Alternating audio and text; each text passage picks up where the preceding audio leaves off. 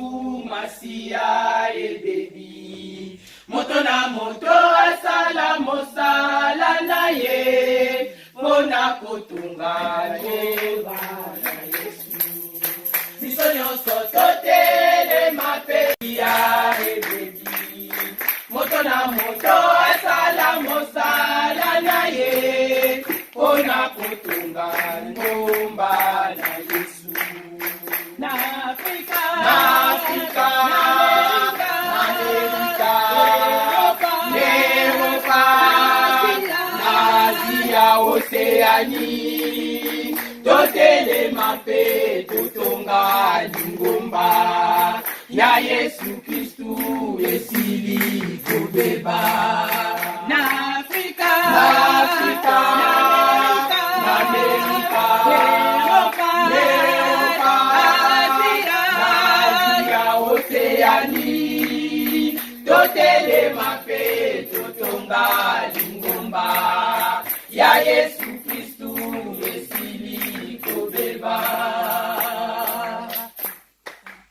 Neni ayokaki pasi mingi na motema, tango Jerusaleme ebukanaki. Asengaki nzela epai na mokonzi na ye, pona kotunga Jerusaleme. Neni ayokaki pasi mingi na motema, tango Jerusaleme ebukanaki. Asengaki nzela epai na mokonzi na ye, pona kotunga Jerusaleme. Na Afrika,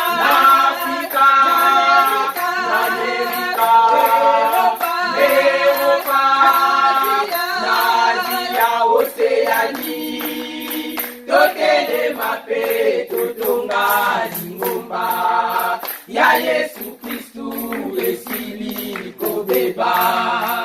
Totonga lingomba ya Yesu Kristu esili kobeba. Abiso tondi melikolo Yesu, lokola kolope mobikisi na biso. Tokende pekote ya sango malamu ya Yesu Kristu na mokili mobimba. Abiso tondi melikolo Yesu, lokola kolope mobikisi na biso.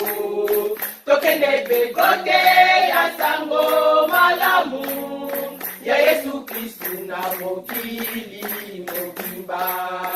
Na Afrika, Amerika, Europa, Asia, Oceanie, totele mape totonga lingomba ya Yesu Kristu esili kobeba. Na Afrika, Amerika, Europa, Asia, Oceanie, totele mape totonga lingomba ya Yesu.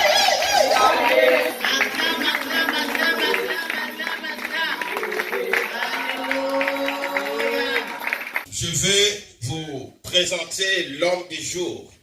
Il nous ramène des grands cadeaux, des grands conteneurs. Vous savez, chaque moment est unique dans la vie. Ah, amen. Amen. Alléluia. Chaque moment est unique dans la vie.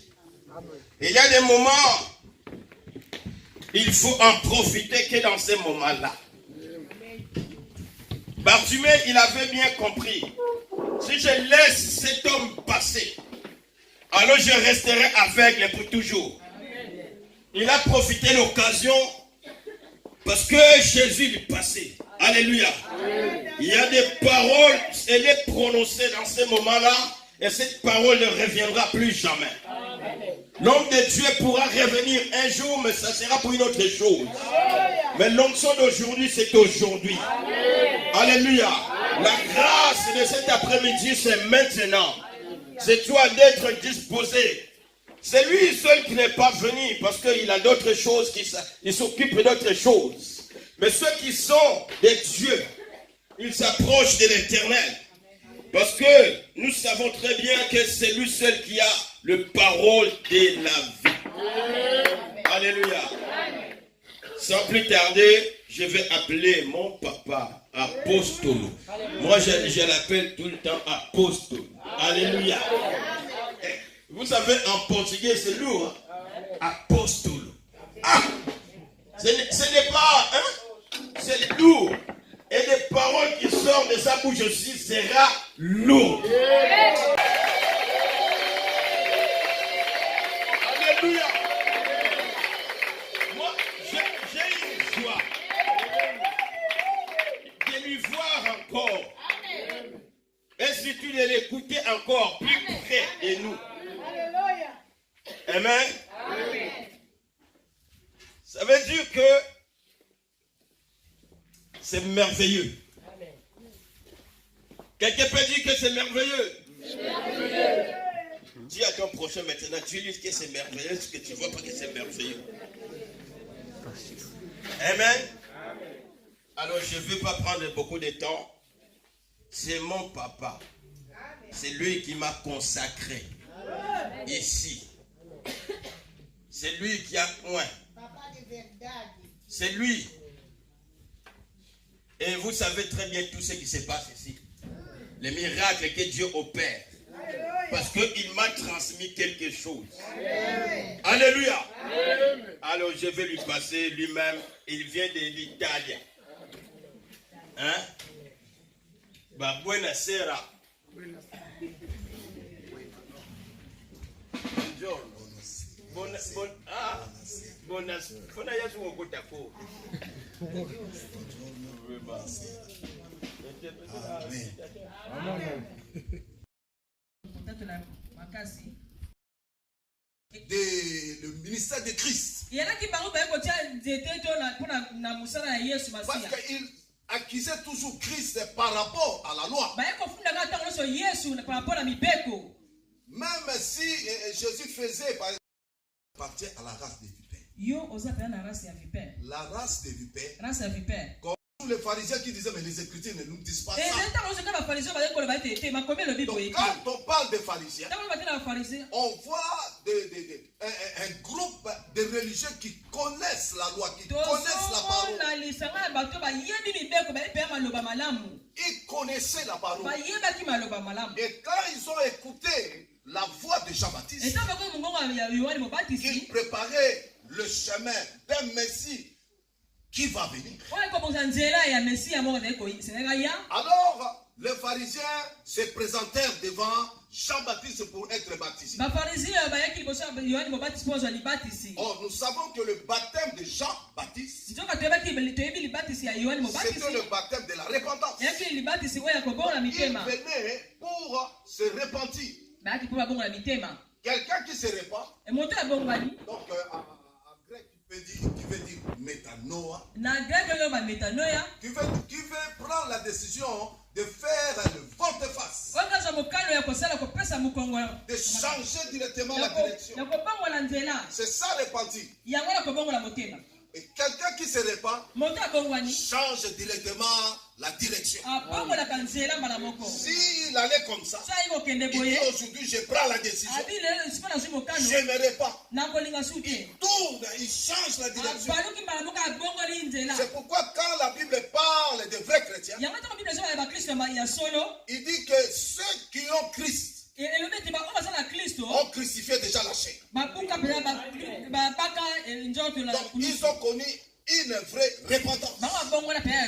Mais je ne parle pas de ça aujourd'hui. Je parle des races. Et voyant venir des pharisiens, ils connaissaient. C'était des hommes respectables. Parce qu'ils avaient la loi. Et d'ailleurs, ils avaient un marque d'habillement qui était remarquable. Quand ils marchaient, c'est tout le monde qui savait que non. Ils s'habillaient en blanc, en soutane blanche, Et sur la tête, il y avait un relique, un Torah, c'est-à-dire il y avait quelque chose de miniature de la parole. Donc ils avaient la parole même sur la tête. Donc quand ils marchaient, tout le monde savait que pharisien. Et qui dit pharisien dit connaisseur. Qui dit pharisien dit il connaît Dieu. Qui dit pharisien il dit non, il est descendant de Moïse. Mais écoutez, quand Jean-Baptiste les a fait, au lieu de les qualifier de pharisiens, non, il les qualifie de race. Il dit race de vipères. Ah, ça commence là. C'était qualificatif. Donc cette race-là a des caractéristiques. Des caractéristiques comparables appartient à la race des vipères. La race des vipères, comme un groupe de personnes qui ont des caractéristiques, des mentalités, des méthodes de faire, des habitudes semblables aux vipères. Donc si tu es là, tu as des caractères que je vais citer ici. Ces caractères-là définissent le nom de la race que toi, tu appartiens. Quand il a dit race de vipères, il ne m'a pas fait mention de non, vous priez. Non, vous êtes la race des vipères. Et comment se caractérise cette race? La race des vipères a un caractère, a un signe, les traits de ces races. Un, c'est la médisance. Je vais expliquer. Deux, la malfaisance. Donc, la race des vipères se caractérise par l'esprit de médisance.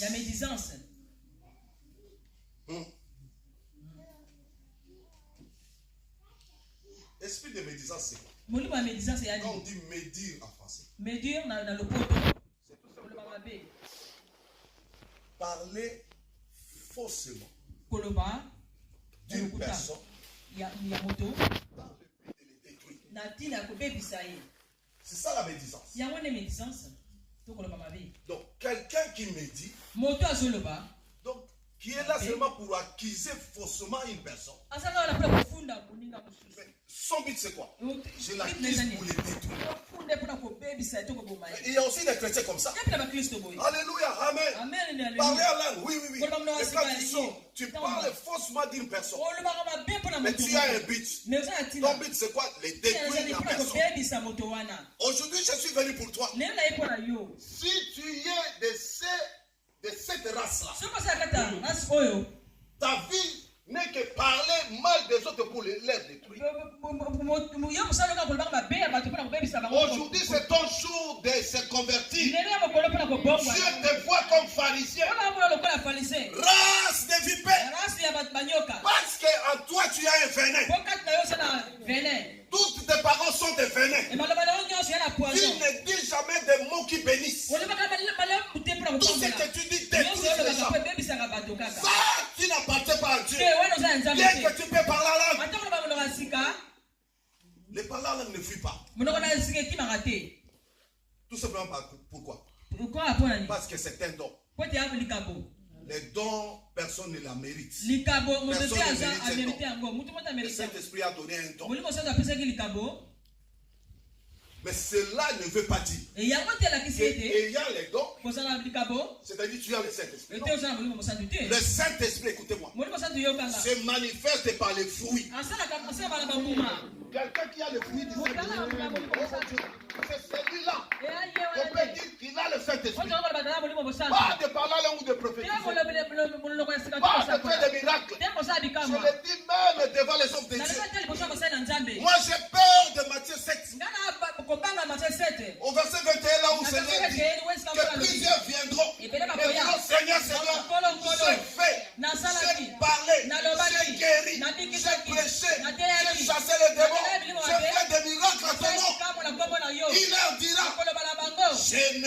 ai jamais connu. Yes. Race des vipères. Une race qui ne parle mal que. Une race qui ne cherche qu'à nuire. N'est-ce pas la vipère quand on les voit ici, c'est un ennemi.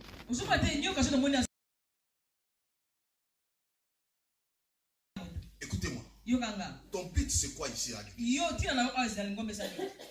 Faire avancer tes terres. Au nuire. Dieu là pourquoi? Détruire les vies des gens. Parler mal des hommes de Dieu. Parce qu'aujourd'hui, ce n'est pas les païens qui parlent mal des hommes. Ni les membres de notre église. Le premier ennemi des pasteurs sont des membres. Le premier ennemi.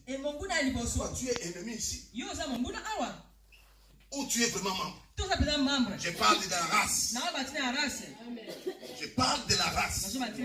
Dieu, quand il parle de la race, il ne voit pas que tu es blanc, tu es jaune, tu es blanc. Il voit la manifestation de ce que tu es. Comment tu te comportes? Quelles sont tes habitudes? Est-ce que tu as des habitudes saines, des habitudes de Dieu, des habitudes d'un frère enfant de Dieu? Ou tu es là quand tu prends ton téléphone? Comment elle a fait? Tu vois. Moi, cette église n'allait pas. Tu as qualifié déjà des hommes de Dieu, des sorciers. Mais comment est-ce que tu viens encore? Tu viens non pas pour assister. Ils sont encore. Cet homme-là vient. Et le soir, tu appelles. Mais toi, tu parles toujours. Non, n'allez pas. Et toi, tu empêches les gens de venir. Et toi-même, tu viens. C'est bizarre. Mais tu viens faire quoi? Race de vipère. La race des vipères se manifeste par la bouche. La bouche. Écoutez-moi. La bouche d'un vrai chrétien est différente de la bouche des païens. Un chrétien ne peut pas parler comme un païen. Il faut qu'il y ait de la différence. Si un païen détruit, mais un chrétien construit. Si un païen crée l'esprit de méchanceté dans la vie des gens, c'est la bouche d'un chrétien qui est en train de réconcilier les gens. Pas de détruire. Combien déjà tu as détruit? Combien de sables toi tu as déjà détruit? Mais qu'est-ce que tu fais ici? Tu es de la race de vipères. Répands-toi aujourd'hui. Est-ce que Dieu te voit vraiment de sa race? Et les pharisiens ne savaient pas. Race de vipères. Parce que vous êtes là. Et d'ailleurs, jusqu'à la croix, ils ont accusé faussement Jésus. C'est eux qui accusaient. Parce que toi, c'est pas toi qui accuses. Tu accuses les autres. Tu parles toujours mal. Mais comment tu prends le temps de prier? Est-ce que c'est Dieu là? C'est ton Dieu. C'est ton Dieu. Bien aimé, la vie chrétienne. Cette vie chrétienne. Dieu veut. Ce qu'il veut, c'est marcher dans la sanctification. Même si ce message n'est plus prêché aujourd'hui à l'église, je vous rappelle, la sanctification c'est la marque de fabrique de Dieu. Dieu est saint. Si tu veux s'approcher de lui, sanctifie-toi. Change la race. Si tu es de la race des vipères, une race qui ne trompe toujours. Parce que celui ou celle qui a trompé, c'était un seul. Il a commencé par tromper Adam. Parce qu'en toi, il n'y a pas les mensonges. Tu mens toujours. Et ton mari, tu le mens. Et ta femme, tu la mens. Et à l'église, tu mens. Mais de quelle sorte de chrétien es-tu? Non, tu as une race. Tu appartiens à une race. Et cette race-là, on l'appelle race des vipères. Est-ce qu'il y a quelqu'un qui me comprend? Aujourd'hui, je suis venu pour cette personne qui croit dire que je suis de Dieu. Mais ses œuvres, sa façon sont mauvaises. Tout est falsifié dans sa vie. Tout. Tu es contrefacteur. Parce que tu es ici comme chrétien. Mais quand tu sors, un païen pire. Ça, c'est la contrefaçon. C'est cette race-là que Jésus parlait des races des hypocrites. Il y a une race qu'on appelle race des hypocrites.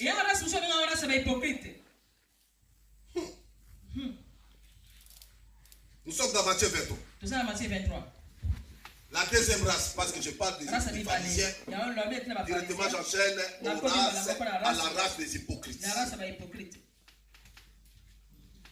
Et vous remarquerez que dans ce passage de Matthieu 23, 14, Jésus s'adressait toujours aux pharisiens.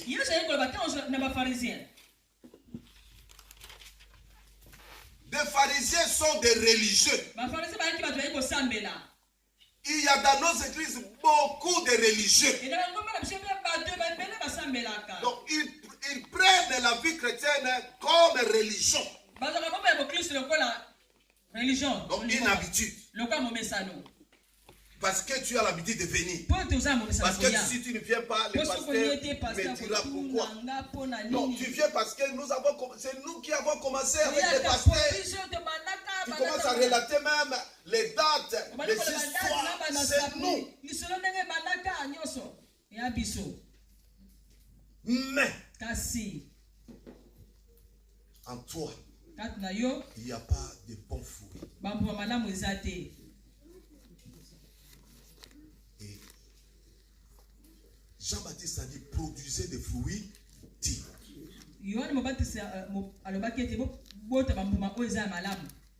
Jésus parle ici. Malheur à vous, pharisiens hypocrites. Parce que vous êtes des tombeaux blanchis. Des tombeaux blanchis. Est-ce que quelqu'un a vu déjà un tombeau aussi? Et d'habitude, dans des tombeaux, pour les riches, on met des marbre. Marbré. Pas seulement des riches. Nous faisons ça. Pour un être cher qui est mort, on va faire son tombeau. Et les gens voient le marbre.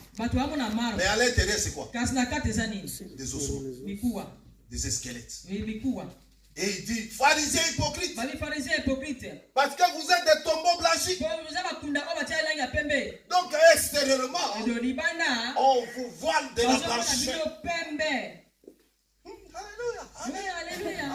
On adore. Mais dans ton intérieur, il n'y a rien de la divinité. Rien. Dans ton intérieur, tu manifestes un caractère semblable au païen.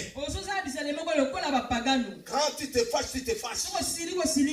Quand tu dis je ne pardonne pas, tu ne pardonnes pas. Mais tu viens à l'église aussi avec l'esprit de la colère. Tu viens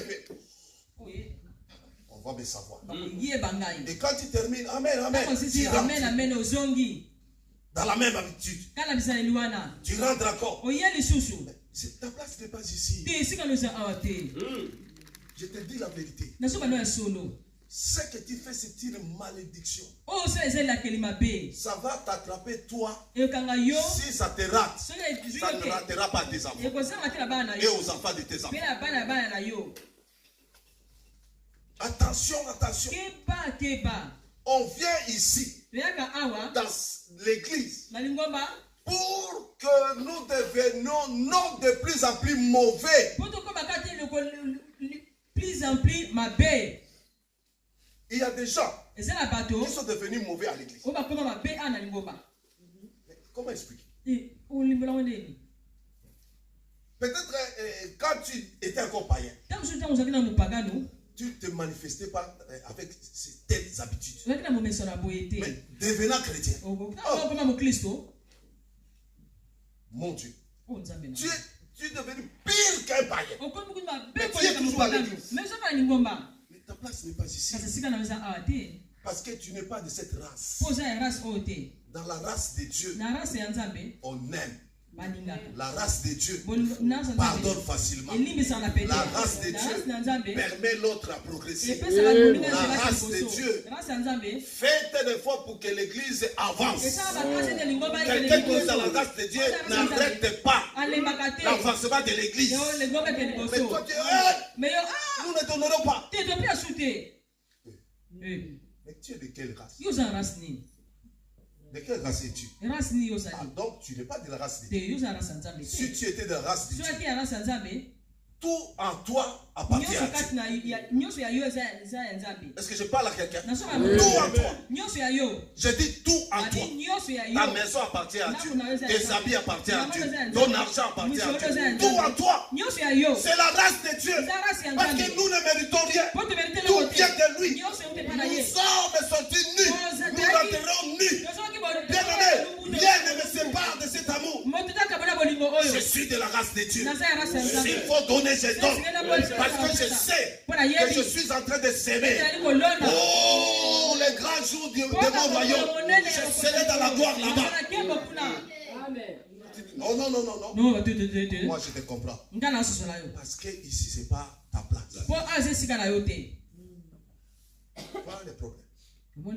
Ici, ce n'est pas ta place. Tu es une race qui ne change pas. Parce qu'il y a des races qui ne changent pas. Tu peux prêcher sans changer. Ici, ce n'est pas ta place. Une femme, un homme, un chrétien, quand il vient ici, il écoute la parole avec beaucoup d'humilité.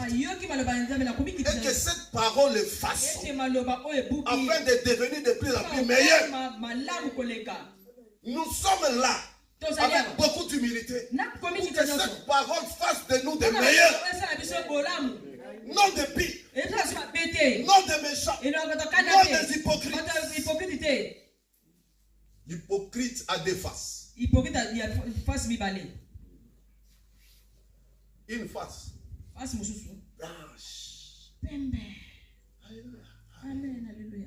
Mais l'autre face cachée, personne ne voit. Mais Dieu voit. Même si moi je vois, Dieu te voit. Moi souvent je dis,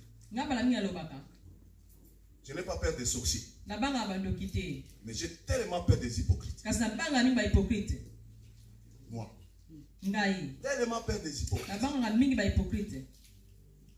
Tellement peur, mon fils. Pas des sorciers.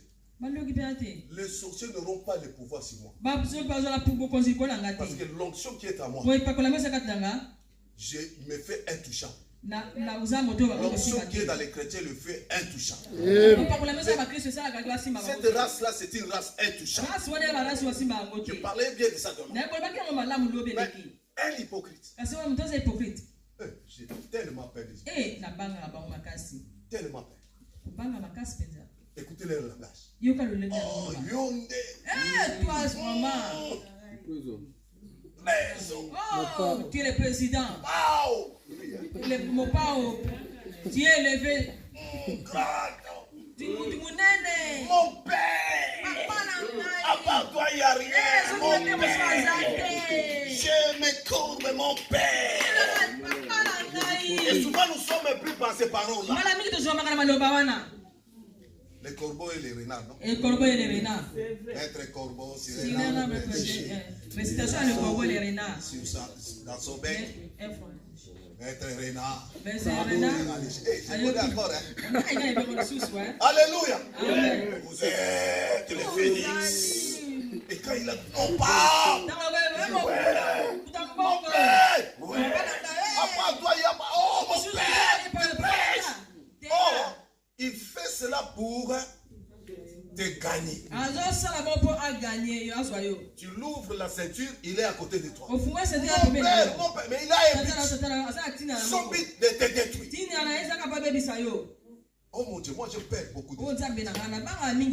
Tellement peur. Je suis aussi avec peur des hypocrites. Dis malheur à vous hypocrites.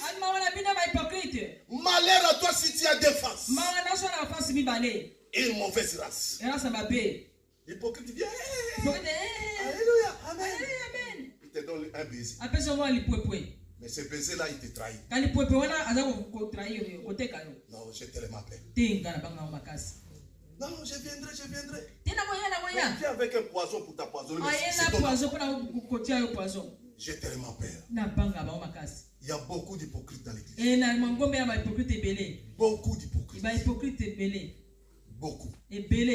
Il voit une chose, il ne dit pas. Il sort et commence à dire. Ta place n'est pas ici.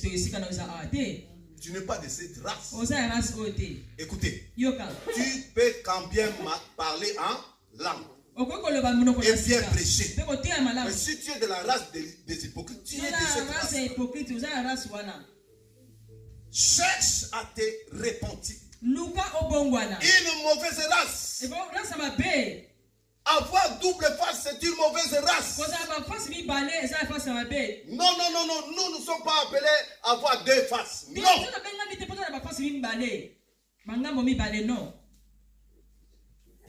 Si tu es de cette race, aujourd'hui c'est ton aujourd'hui.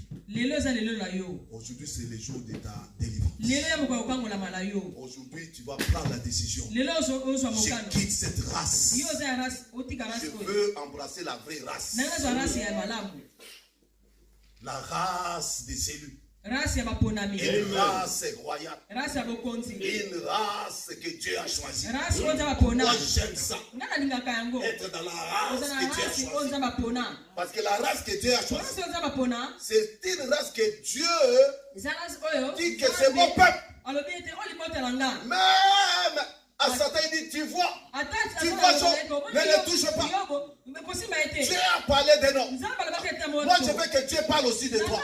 Moi je veux que Dieu parle de moi. Devant les ennemis. Il dit, waouh, c'est comme. Non. Ça c'est mis à part.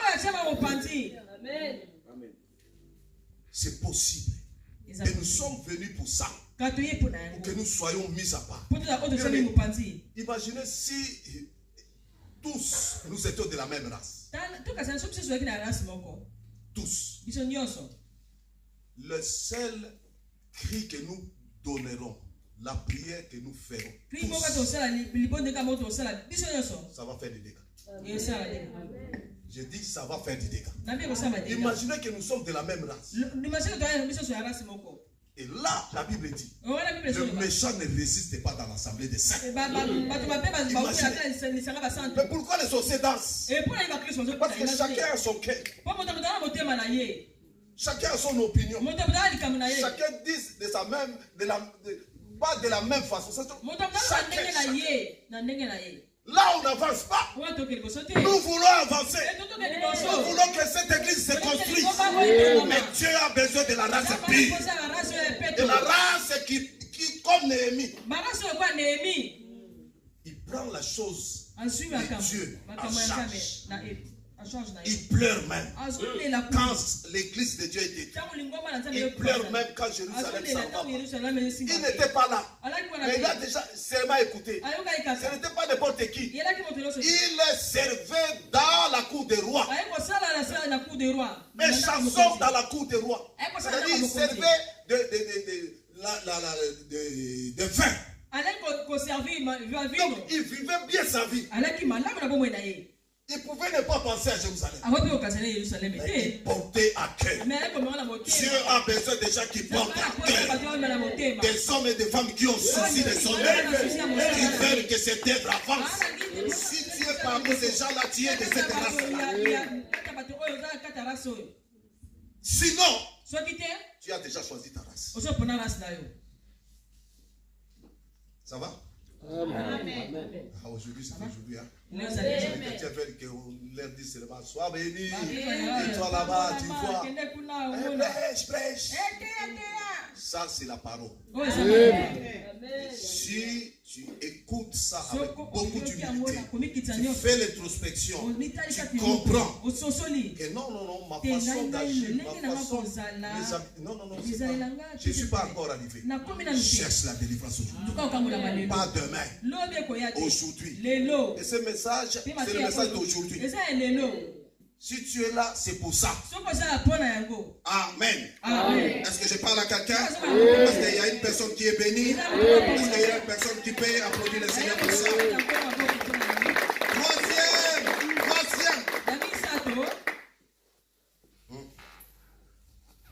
Deutéronome chapitre 32. Quelqu'un peut nous lire ça? Verset 5. Deutéronome 32, 5. Et puis tu mets virgule 20. Donc 2 passages. Deutéronome au chapitre 32.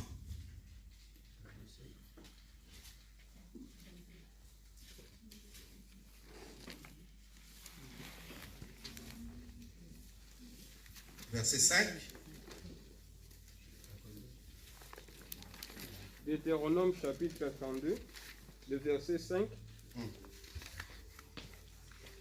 S'ils se sont copiés, car c'est une race perverse, ce sont des enfants infidèles.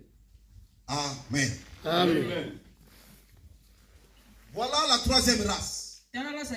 Ici, on ne parle ni des blancs, on parle des caractéristiques, on parle des traits et des signes qui montrent que tu es membre d'une certaine race. Et ici, Dieu s'adressait à son peuple. Et en s'adressant à son peuple, il ne leur dit pas, vous êtes ma race. Il dit, vous êtes une race fausse. Une race perverse. Donc vous appartenez à la fausseté et à la perversion. À la perversion.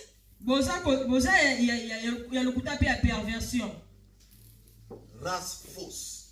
Race perverse. Dieu voyait en Israël un groupe de gens qui étaient pervertis, qui faisaient que la fausseté.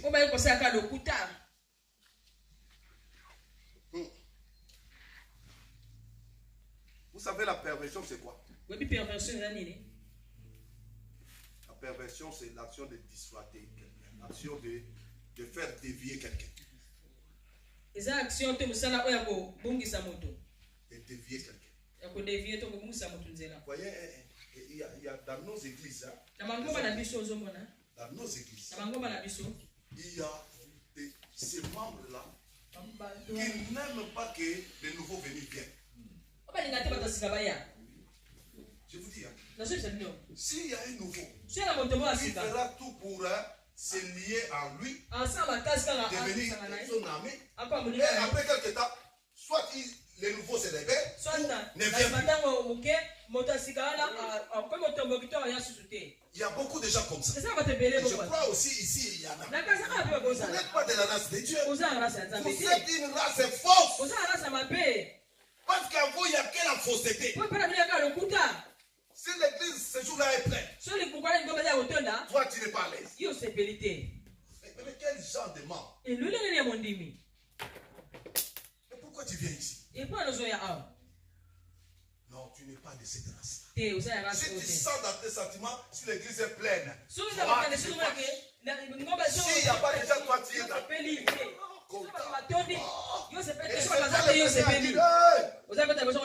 gens ont fui. Mais pourquoi tu viens? Race fausse. Il y a la fausseté en toi. Tout ce que tu fais, c'est faux. Quand bien même tu peux parler là, tu es faux. Attention à tes sentiments.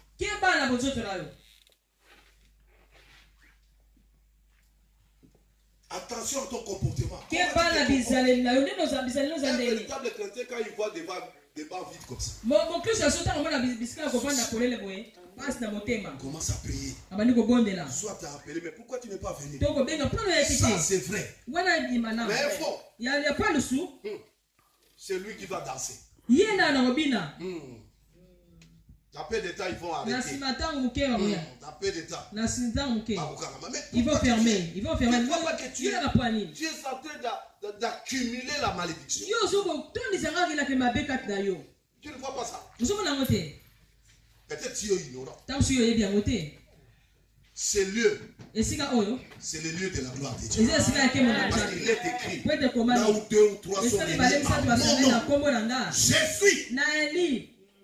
Alors il est là. Et si tu es contre lui, tu n'es pas contre une personne. Tu n'es pas contre les hommes de Dieu.